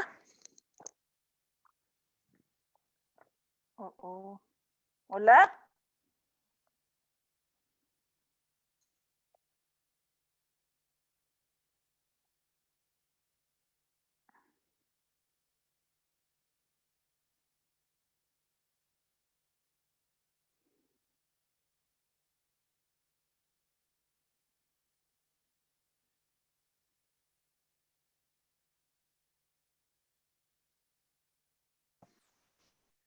Hola, ¿nos Hola. escucha? Sí, ahora. ¿Nos escucha? Sí, hemos tenido algunas interrupciones. Yo creo que hay varias colonias que no tienen fluido eléctrico y esa es parte de la problemática que estamos teniendo. Muy interesante el foro el día de hoy. Hay muchas compañeras que están hablando de la lactancia aquí en el chat y es cierto, hasta eso han mercantilizado. Ahora es que casi todas las mujeres no pueden darle de mamar a sus hijos, pero es para vender la leche fórmula que vende el sistema y todas las farmacias. Ahora es que los niños vienen con problemas de esto, de lo otro, que la lactancia, que la intolerancia, y antes no se daban todas estas cosas. Es parte de ese sistema capitalista, grosero, inhumano, que arrasa con todas esas prácticas ancestrales que tenían nuestras abuelas y nuestros abuelos para poder hacer capital para algunos. Entonces, Laura yo creo que se desconectó, no sé si es que tiene problemas con lo de la energía también. Es muy interesante el aporte que nos ha hecho Laura, y el nacer es un derecho, pero también es un derecho porque el cómo también parimos a nuestros hijos y a nuestras hijas. Sabemos, Laura hablaba de la dilatación de las mujeres cuando están en partos.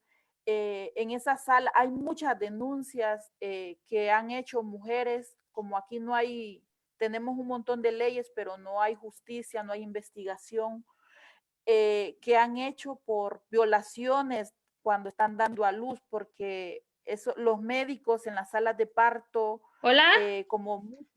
Sí, te escucho, Laura. Ay. Que estoy hablando, sí, yo sé que han habido problemitas, pero he estado dando un poco de lo de la leche, la lactancia, que mucha gente ahora es que casi ya nadie puede dar de mamar porque que el niño es intolerante, que a la mamá no le sale la leche, y la importancia y el acercamiento del hijo con la madre en ese momento es una prioridad para que le vaya dando esa estabilidad al bebé durante su proceso de crecimiento. No, claro. Y también estaba hablando, Laura, de un poco de toda la violencia obstetra que vive uno en las salas de parto. Hay muchas denuncias en el país, pero como no hay investigación en los hospitales, como decías, que no hay mucha información de que las mujeres, que como muchos son estudiantes y muchas son estudiantes, cada turno te toca uno, te toca al otro, entonces todo eso te va manejando en un estrés que al momento que vas a dar a luz, ya estás con un estrés a lo más alto, y eso también es lo que provoca, y ahora solo dicen cesáreas en los hospitales, Laura. Sí, no, pasa algo, por ejemplo, que me decía una ex estudiante que ella estudia enfermería y me decía, profe, yo tengo que atender tantos partos para poder pasar la clase en una quincena. Entonces, si llega una mujer con algunos pódromos, pues aquí nomás le inducimos el parto. Yo recuerdo que yo me retiré del control de embarazo a la semana 34. Yo dejé de ir a control porque yo ya estaba cansada, me temía que me indujeran el parto, que me hicieran una maniobra de Hamilton, que es un tacto vaginal para desencadenar contracciones y que el parto inicie, porque nuestro patrono no va a permitir que nos pasemos de 40 semanas, porque para él es un costo muy grande pagarnos una semana más, y no digamos 2. Es decir, para el patrono, en un sistema capitalista, que la mujer se retire a criar a su hijo, a cuidar a su cría, y a darle eso que necesita en los primeros meses para poder establecer una lactancia exitosa, porque aquí nadie va a establecer lactancias exitosas con 40 días. Todas vamos a fracasar. Yo con todo lo que me leí y estudié, pero la realidad nos confronta de maneras distintas. Y antes de que empezara la cuarentena, a mí solo me quedaban 3 bolsas de leche de 120 onzas que con sumo trabajo y un enorme esfuerzo yo logré completar. Entonces la cuarentena fue lo que me salvó mi lactancia, porque si no yo le habría dado fórmula a mi bebé, porque ninguna de nosotras quiere irse a trabajar con la preocupación de que su hijo está aguantando hambre. Entonces tenemos un sistema que no nos ayuda a maternar, que no nos acompaña a maternar y que nos hace fracasar. Pero el éxito del sistema es que nos ha hecho creer que nosotras somos las culpables y que nosotras somos, es que usted es una mala vaca, es que usted no es lechera, es que las mujeres de antes sí podían, las de hoy es bueno, que no sirven. ¿Me escuchan? Yo ya no sé si estoy o no estoy. ¿Hola? Te escucho, Yami, te escucho perfecto. Se escucha muy bien. Ok.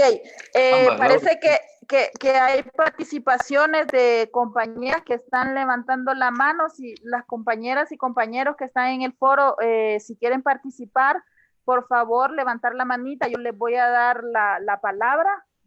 Laura, también hay que tomar en cuenta que el parto no solo es de la mujer, y las leyes tienen que ir encaminadas a que el hombre también se haga responsable, porque la mujer y el hombre son importantes en esa etapa de crecimiento de los niños y de las niñas. Sabemos que la legislación nacional apenas nos dan 40 días después de parir y 40 días antes de parir, pero al hombre no. Entonces, el acompañamiento de la pareja en ese momento también es muy importante. Sí, el acompañamiento de los varones es fundamental, y realmente en una sociedad tan patriarcal como esta, también hay que cuestionar las prácticas de cuidado, porque para que una mujer pueda sumergirse en las aguas de la maternidad y todo lo que nos desfigura completamente, desconfigura, yo creo, la maternidad para reconfigurarnos de nuevo en una versión mucho más fuerte, mucho más empoderada, pero necesitamos que alguien nos acompañe en ese camino de construcción, y obvio, lo ideal sería que fuese nuestra pareja. Entonces yo, por ejemplo, yo sí estoy de acuerdo de que a los hombres se les debe dar también un periodo de permiso cuando dan a luz, porque cuando no se les da, es negar que ellos también están haciendo un proceso de transformación, se están haciendo padres, y se hacen padres en la medida en la que ejercen esa paternidad con sus hijos, en la medida en la que los cuidan, los bañan, y se han hecho mediciones que los niveles de oxitocina en un varón que cuida a su hijo son muy similares a los de la madre.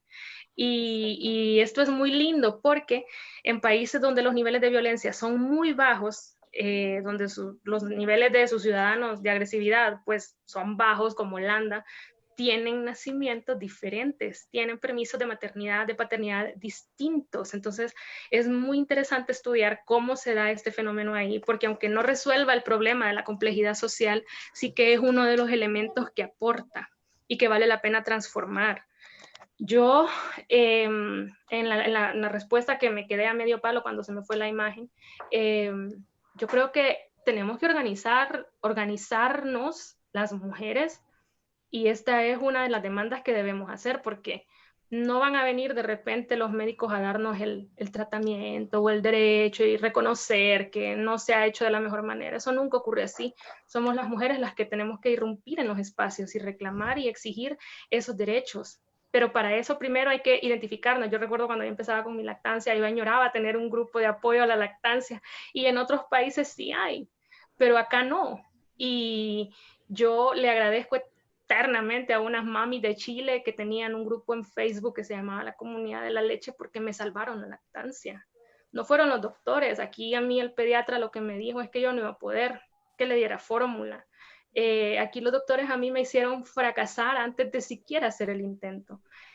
Y fueron las mamás con sus buenas experiencias las que le dicen a uno, no te preocupes, que a mí ya me ha pasado esto, hace esto, intenta lo otro, intenta aquí. Y entonces ese apoyo, ese valor de la tribu, que ese es otro exitazo del sistema capitalista, tenernos individualizados a morir, porque en la tribu nosotros encontramos soporte, empatía, reconocimiento de mi tragedia ya le pasó a otra persona y nos podemos ayudar. Entonces yo creo que aquí pues tenemos un trabajo inmenso por hacer, pero de eso se trata, de empezarlo por algún lado. Yo creo que ya generar estos espacios de discusión pues aporta en ese sentido.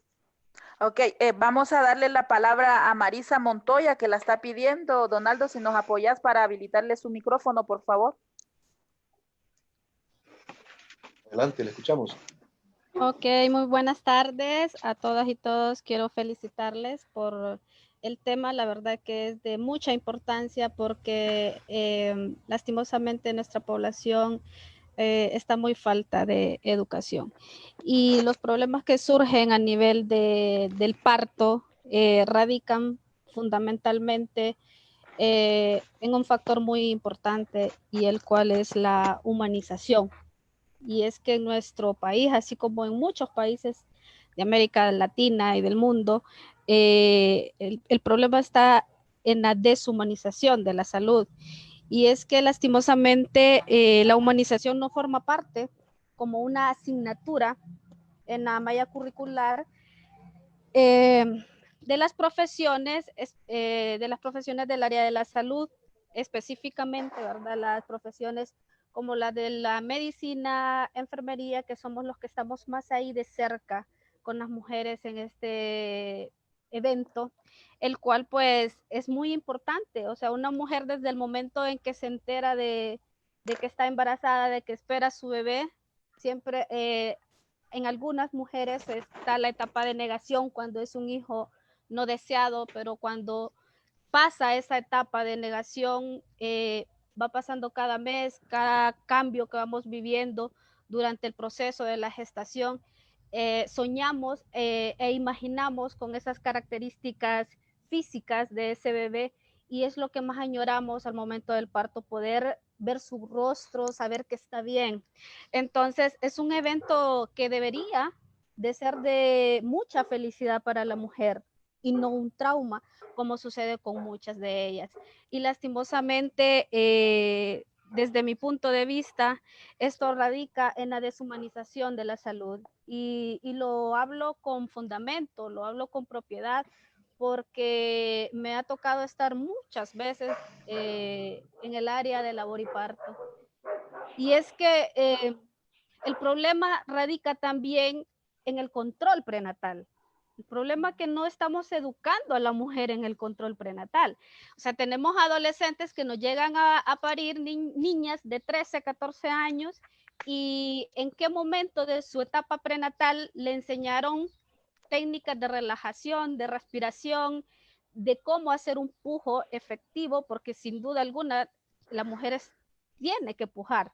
O sea, no es que la vamos a obligar, pero ella tiene que pujar para poder, es parte de del proceso del parto. Entonces, pero no la orientamos, no le explicamos la posición en la que va a estar la paciente. Lastimosamente, no se cumple, de hecho, lo que nos dicen las normas materno-neonatales.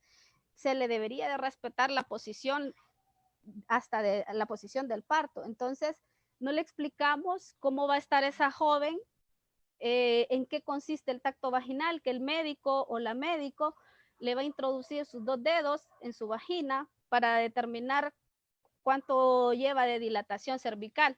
Entonces, el problema es un problema serio que tenemos a nivel del control prenatal, porque no estamos orientando a las pacientes. En los registros, si ustedes van y buscan registros en los expedientes, ahí se escribe que se le brindó educación sobre lactancia materna, y resulta que cuando tenemos a la mujer recién parida y escuchamos que ese bebé llora, y es que resulta que ese bebé no puede agarrar el pezón, no puede agarrar, no tener un buen agarre, porque existe una técnica para ello, pero como no explicamos, no orientamos a esa paciente. Y otro de los aspectos fundamentales que son trascendentales al momento del parto es la psicoprofilaxis obstétrica.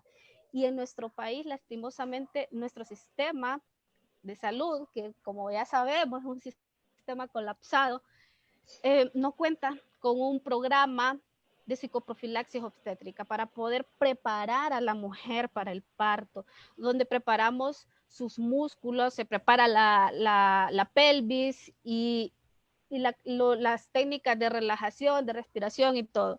Entonces, es ahí el gran problema que tenemos, y es a nivel radica no específicamente en el parto. El problema bueno, yo solo quisiera... Marisa, solo una pregunta. ¿Tú eres enfermera? Sí. Ah, ok. Sí, Laura, yo porque solo tenemos quiero... la palabra, ok, de otra compañera. Sí, solo quiero completar. Yo creo que la psicoprofilaxis en el parto es un método de abordaje del parto, y lo ideal sería que cada mujer seleccione su forma de parir, porque esa es una alternativa y funciona muy bien en algunas, pero en otras no, porque ese es el problema del parto, es el control, y no todas las mujeres vamos a tener el mismo comportamiento. Hay que cuidar que estas formas alternativas de educación a la mujer durante el periodo del control del embarazo no sean también mecanismos de adiestramiento, de tiene que hacerlo así, o tiene que de esta manera. Algunas mujeres corresponderán muy bien y se sentirán muy apoyadas, pero habrá otras que no, porque quizás cuando dé a luz lo que ella quiera sea gritar, y tiene todo el derecho de hacerlo, porque un parto es ver a la madre naturaleza desplayarse, y nadie le dice a la madre naturaleza cómo hacerlo. Pero en general se trata de que la mujer, que es la que da a luz, tenga la libertad de escoger lo que ella siente que le va bien a ella y a su cría, y que el personal sanitario la acompañe en esa decisión que ella tome. Quitar la visión patológica de que es que va a fallar. El acople de los bebés falla, claro, porque cada vez es menos común ver a madres lactando. Yo tuve que verme un montón de videos de acople para entender cuál era la técnica, que no es difícil realmente, es una cosa bastante básica, pero que a mí nadie me hablaba de eso, porque hoy en día una mínima cantidad de mujeres tiene éxito en la lactancia. Entonces, en el embarazo yo creo que lo que hay que hacer es acompañar de la manera más natural, más relajada, en lo que esa mujer decida, y que desde la información, y mientras más información tenga, mejor decisiones va a tomar. Gracias, Laura. Le vamos a dar la palabra a Kelly Núñez y después a Gladys Matute. Si nos ayudas ahí, por favor, Donaldo, con Kelly. Hola, muy buenas tardes. Hola, Laura, las chicas de Mujeres Especialistas. De verdad estoy muy contenta con el foro, con el espacio de hoy. Son temas que se tocan muy poco en el país. Sé que hay compañeras a nivel de la izquierda también y de los sectores feministas que están interesadas por los procesos del ciclo menstrual de forma natural, y que volvamos al estudio del útero desde la naturaleza, pero muy poco había escuchado sobre el parto, y sobre todo desde este enfoque, ¿no? Desde una forma humanizada. Y sí, yo quería extenderle mis felicitaciones a Laura. Creo que precisamente eso es lo que nos falta. No tenemos alternativas, es decir, cuando nos enfrentamos al parto no tenemos alternativas, es decir, el parto se lleva a cabo simple y sencillamente como el doctor o el hospital lo ha establecido, pero es decir, no tenemos ningún tipo de información alternativa a esos procesos que ya se han establecido, que de paso en el país están bastante atrasados en comparación a otros países, aunque también se practican este tipo de violencia. Lo otro es que creo que es en todos los niveles, tanto antes y después del parto. Hay muchos cuidados que no son los adecuados, que las mujeres no están haciendo de forma adecuada también.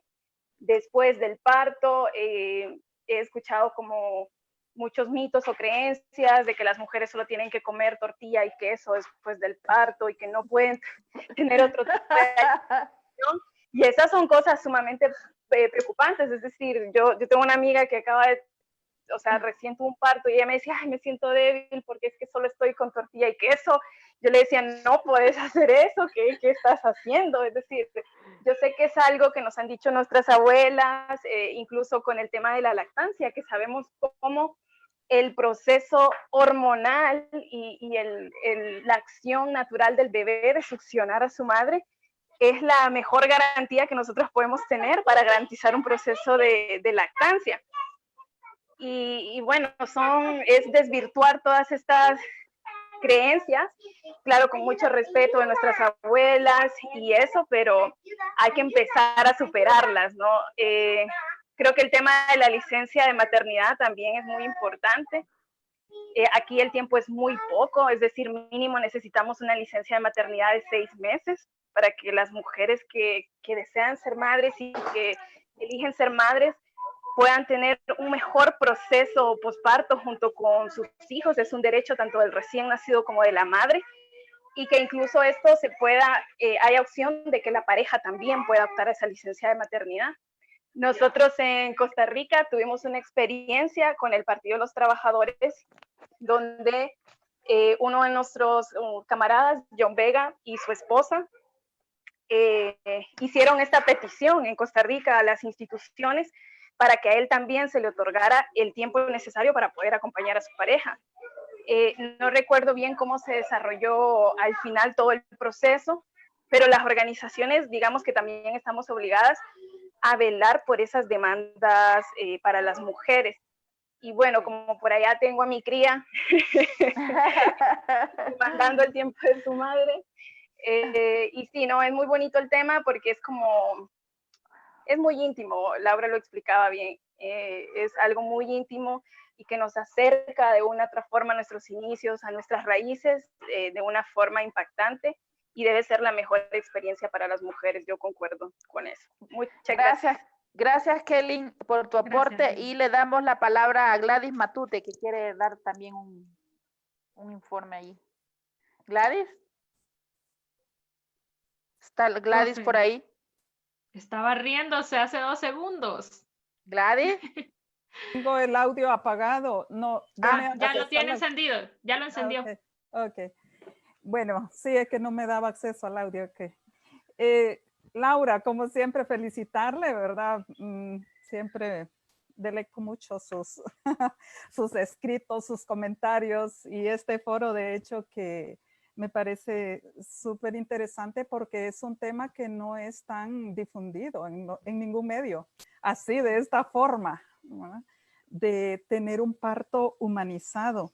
Me llamó mucho la atención, ¿verdad? Desde que leí el título del foro, porque casi siempre vemos el parto como un aspecto traumático.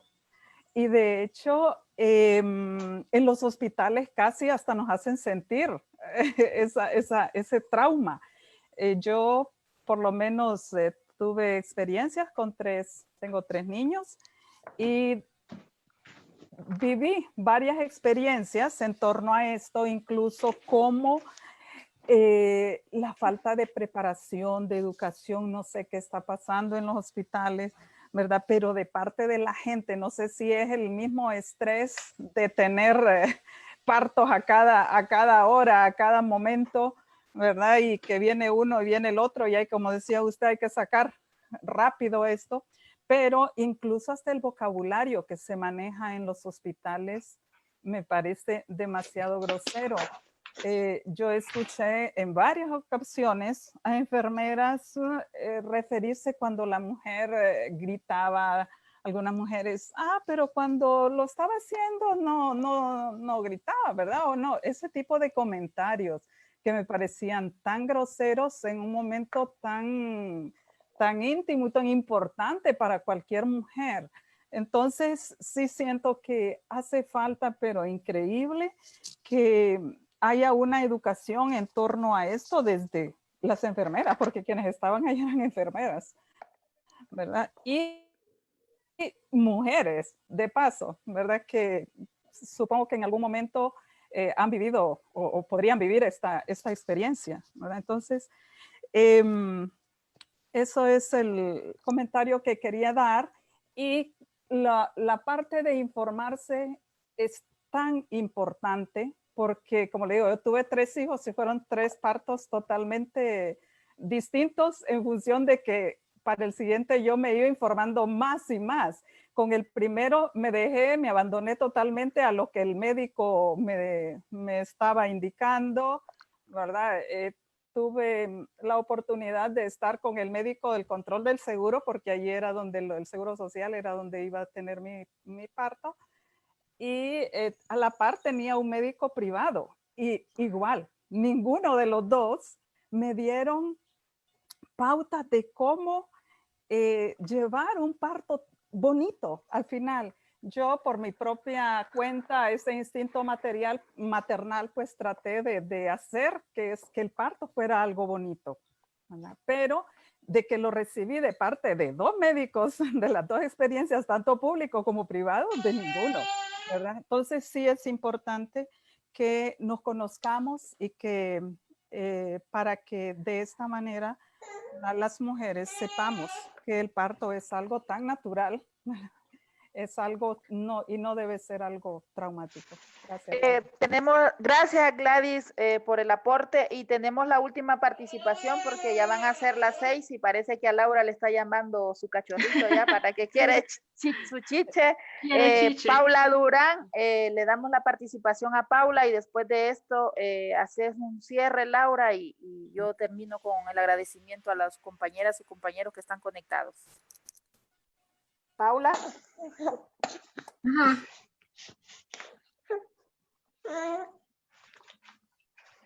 Hola Paula, ¿escuchas?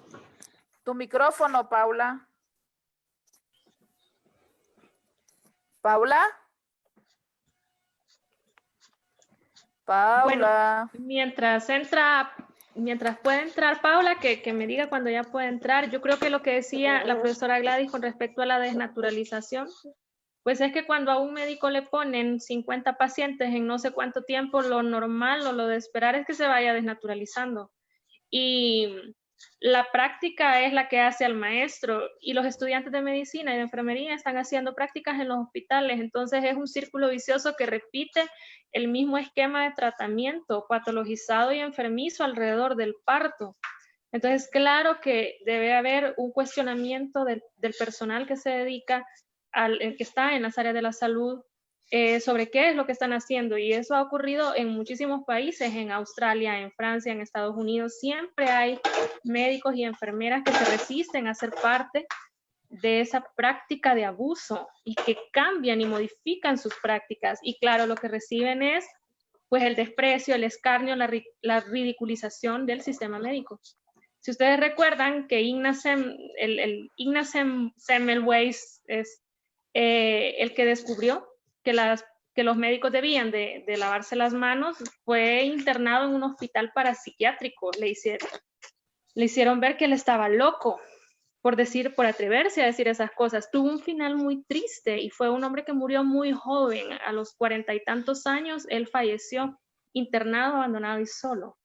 Es decir, el sistema castiga duramente a las personas que se atreven a cuestionarlo. Y Y el hecho de que esto sea tan común no es accidental y no es responsabilidad solo de los médicos. El hecho de que las mujeres estemos informándonos, pues ya es un paso, porque en la medida en la que esta información se divulgue y la vayamos tratando y la vayamos conociendo más, pues deberá de ir cambiando la demanda. Y también en la medida en la que nosotros estemos dispuestas a exigirlo y a organizarnos para eso. Ok, gracias Laura. Paula, no sé si al final, Paula, parece que no, que Paula no está. Bueno, agradecerles a todos los compañeros y compañeras, porque sí tuvimos compañeros en este interesante tema, que es importante también ir informando y educando a los hombres también en este proceso del parto. Agradecemos nuevamente a la Convergencia contra el Continuismo por habernos dado el espacio para poder transmitir este importante foro, y las mujeres socialistas vamos a seguir. Sabemos que el tiempo, 2 horas no es suficiente para hablar de un tema tan importante como lo es el parto humanizado. Por eso se llama un viaje hacia nuestras entrañas, y agradecerles, y vamos a seguir con Laura y con otras compañeras haciendo este tipo de foros para poder seguir informando a las compañeras de todo este proceso que implica tener un hijo o una hija, y agradecerles, y nos vemos a la próxima. Muchísimas gracias, Donaldo, por todo el apoyo logístico que nos diste hoy con esto de las tecnologías. Muchas gracias, Laura, por todo el aporte, y a los que mandaron el correo, les vamos a estar mandando la presentación. Mi nombre es Yamilet González, no lo dije al inicio. Para las y los que no me conocen, pueden mandarme el correo al WhatsApp 3174-2090 para hacérselo llegar a Laura, los correos. Ahí es que Laura te llama a tu deber. Muchísimas gracias, compañeras y compañeros. Hasta la próxima. Hasta luego. Muchísimas gracias. Gracias. Hasta luego. Saludos.